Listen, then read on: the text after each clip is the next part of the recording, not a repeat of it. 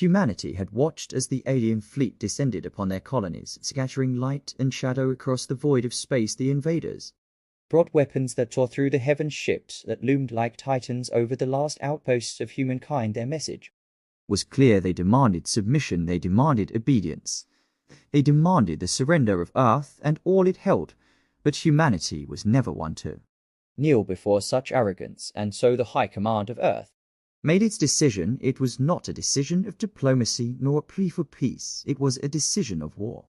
The broadcast began. It was carried on every wavelength, every channel, every medium that the invaders could intercept. This was not a message intended for the citizens of Earth, nor for the scattered survivors who clung to hope in bunkers and ruins. This was a message for the invaders. It was a message that would echo through their history and ours for as long as memory endured. It began with a single voice, calm, steady, unyielding. This is the last communication you will receive from the people of Earth, it said. You came to our skies with fire, you came to our worlds with fury, you sought to conquer, to dominate, to erase and replace. You believed as weak, you believed as divided, you believed as unworthy of standing against you. But you were wrong. We are not weak, we are not divided, and we will show you that we are far from unworthy. The voice paused. The silence was not hesitation, it was the stillness before a storm, it was the breath drawn before a roar.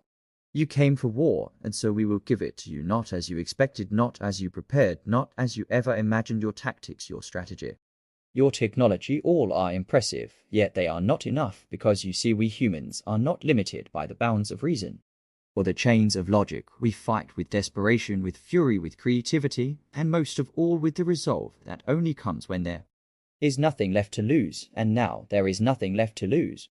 The broadcast continued. Our fleets are in motion, our weapons are primed, our soldiers are ready. You took our homes, our families, our futures. You sought to take our hope as well, but hope is not something you can seize or destroy. It is something that lives in the hearts of those who refuse to surrender. And now that hope burns in us brighter than ever before, you think you know, or you think you know what it means to conquer, you think you know what it means to face resistance, but you know nothing.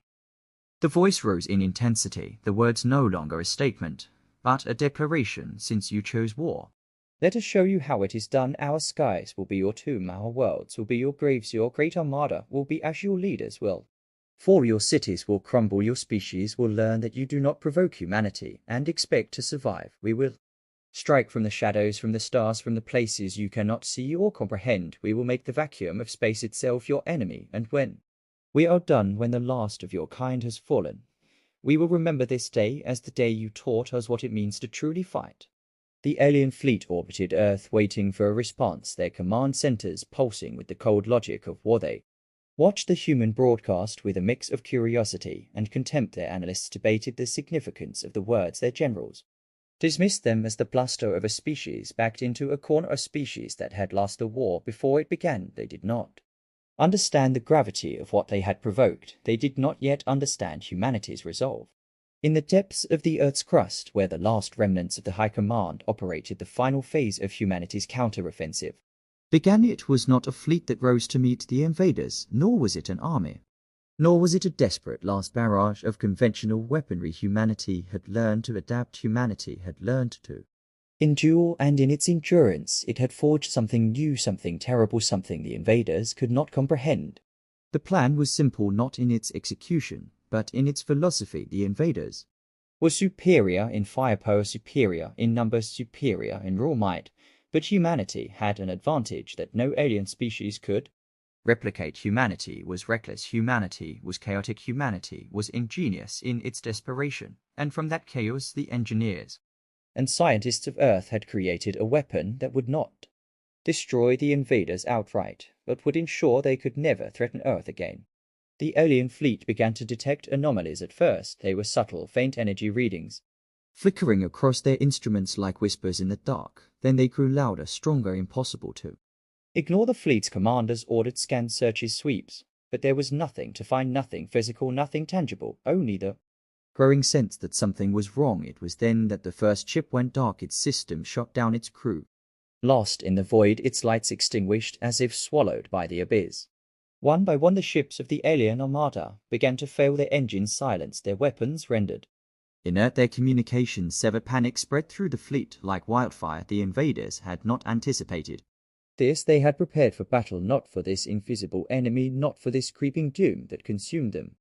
Without a sound, without a trace, it was as if the universe itself had turned against them. In the heart of their flagship, the alien leaders gathered their voices, a cacophony of fear and anger. They demanded answers, they demanded action. But there was nothing to be done. The humans had unleashed a weapon that was not a bomb, nor a missile, nor a beam. It was a signal that resonated through the fabric of their technology, a signal that turned their machines against them. It was a weapon, born of human ingenuity and desperation, and it was unstoppable.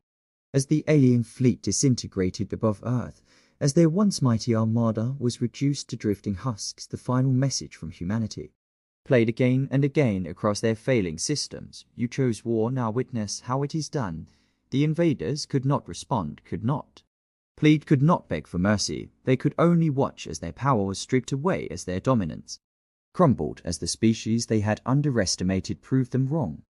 But this was not the end, for as the remnants of the alien fleet fled into the void, as they scattered like leaves before a storm, a darker truth began to emerge. The humans had not only neutralized their enemies, they had infected them. The signal that had destroyed their fleet did not stop with their ships. It spread to their colonies, their worlds, their entire civilization. It was a virus, a digital plague that consumed everything in its path, leaving nothing but silence in its wake.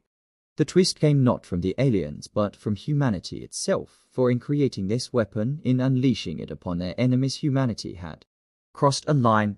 They had created a force they could not control, a force that did not differentiate between friend and foe. As the alien empire fell, so too did humanity's remaining satellites, its remaining technology, its remaining lifelines to the stars. The signal was impartial, it was relentless, it was a reminder that even in victory there is a cost.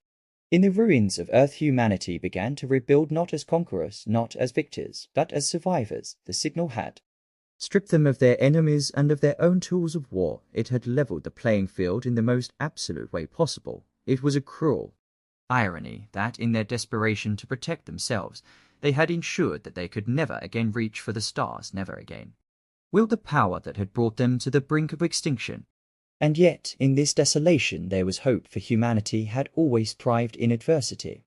And now they had a chance to start anew, to rebuild, not as the warlike species the invaders had feared, but as something greater, something wiser, something that could look to the heavens not with anger, but with wonder. And as they stood beneath the silent sky, the people of Earth knew that they had learned the true meaning of war and the true price of peace.